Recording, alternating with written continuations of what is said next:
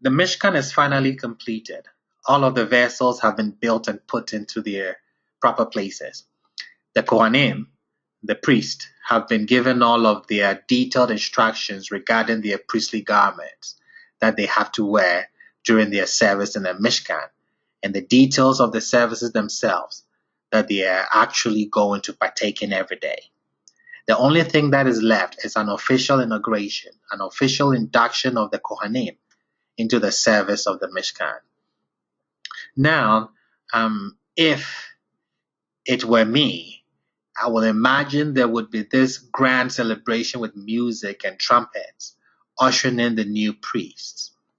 Moshe might say a few heartfelt words about how proud he is of his brother, of his nephews, and of the importance of the responsibilities that these priests are taking on. There might be a special swearing-in ceremony in which the Kohanim, the priests, kind of pledge themselves to the commitment of their service. But when you take a look at the actual ceremony, it seems nothing like that at all. It seems just full of intricate details and ritual procedures and animal sacrifice. The blood is sprinkled here, is sprinkled there. Oil is poured on here, oil is poured on there. They have to do it this many times and that many times. Why do we have such a long, detailed, intricate, really bizarre induction ceremony for these Kohanim, for these priests? What is really going on here? When you usually have a text like this, like Leviticus 8, it is easy to gloss over the words as we read it. It feels like it's all irrelevant, but it's in those details that we might actually find the key to understanding the essence of this whole concept of priesthood and of leadership. Let's try to read through a few of these elements of the induction ceremony together. And as we read, try to think about where have we heard these words before. If anything sounds familiar, where else in the Torah do these words or themes appear? If we look carefully enough, we'll find that there's one other ritual process described in the Torah, only one other, that contains many of the very same elements that we are going to find in our own induction ceremony. At the very beginning of this whole induction ritual, after Moshe gathers all the people to watch, the verse tells us the first thing that happens to the priest is, "And Moshe brought Aaron and his sons forward and bathed them in water." So they are washed in water. Moshe washed them in water. What other process involves washing the subject in water? Put that in your spirit. That is a question. The next bunch of verses describe how Moshe dressed Aaron in the new priestly garments that they were required to wear during the service. Let's think, does the concept of putting on fresh clothing as part of a ritual procedure remind us of anything else in the Torah? We see it in verse 7. "And he placed a tunic upon him," that is Aaron, "girded him with a sash, clothed him with a robe, placed the ephod upon him, girded him with the band of the ephod, and adorned him with it." Does the concept of putting on fresh clothing as part of a ritual procedure remind us of anything else in the Torah? Okay, let's gather some more clues.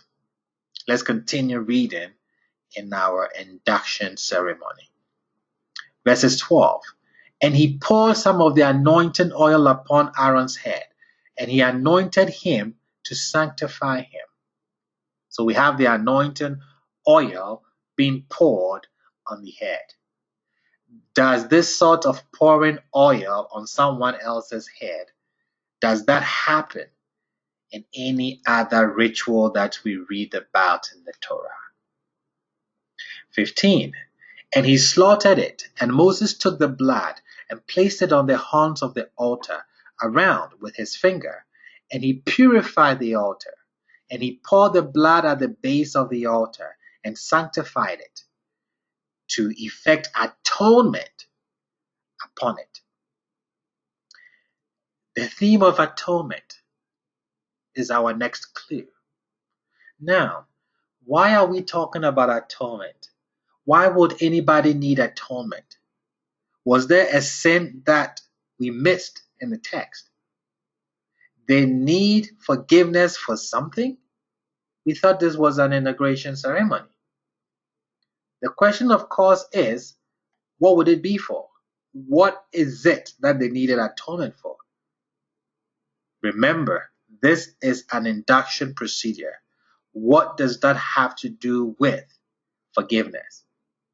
What does that have anything to do with forgiveness? But that's our fourth element, this theme of atonement. After all the sacrifices slaughtered, the verse describes a very strange ritual. We see that in 23.